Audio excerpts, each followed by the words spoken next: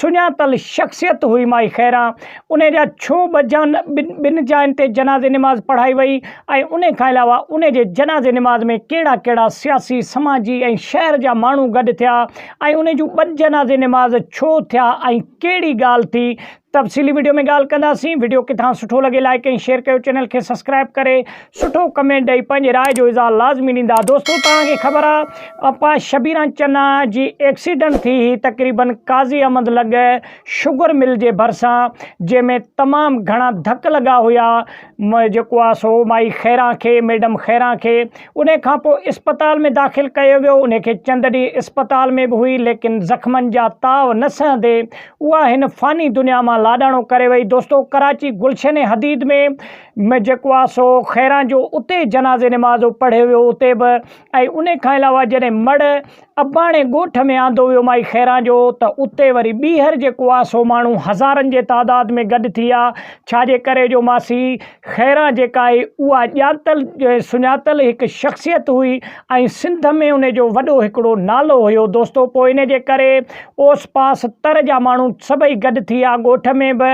उते बि माण्हुनि इसरार कयो माइटनि सां, वारसनि सां, त भाउ उते जनाज़े निमाज़ असां पढ़ी आया आहियूं, लेकिन चयूं हिते ॿीहर जेको आहे सो जनाज़े निमाज़ पढ़ाई वञे। त पोइ जेको आहे सो मैडम जा 2 जनाज़े निमाज़ थिया। हिते ॻोठ में बि हज़ारनि जी तादाद में माण्हू जेको आहे सो जनाज़े निमाज़ में शरीक थिया।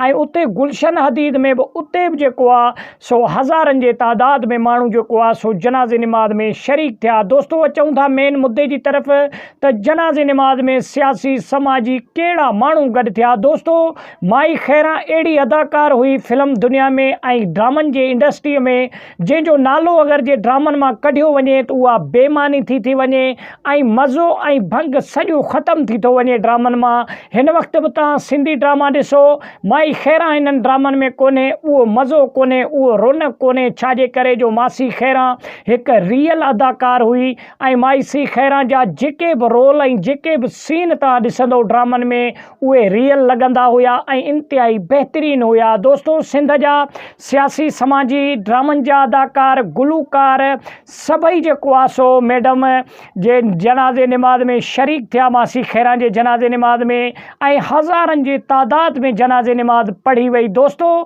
नेक्स्ट वीडियो में इंशाल्लाह तव्हांखे ॿुधाईंदासीं त इन एक्सीडेंट में ॿिया केरु शरीक हुया मैडम मासी जेको आहे सो खैरा सां, ॿिया कहिड़ा शख़्स शरीक हुया, घणा माण्हू हुया इन कार में, ऐं ॿिया कहिड़ा माण्हू जेको आहे सो इन दुनिया में वफ़ात करे विया। तक़रीबन तफ़सीली वीडियो नेक्स्ट तव्हांजे लाइ खणी ईंदासीं। वीडियो किथां सुठो लॻे लाइक ऐं शेयर कयो, चैनल खे सब्सक्राइब करे सुठो कमेंट ॾेई पंहिंजी राय जो इज़हार लाज़मी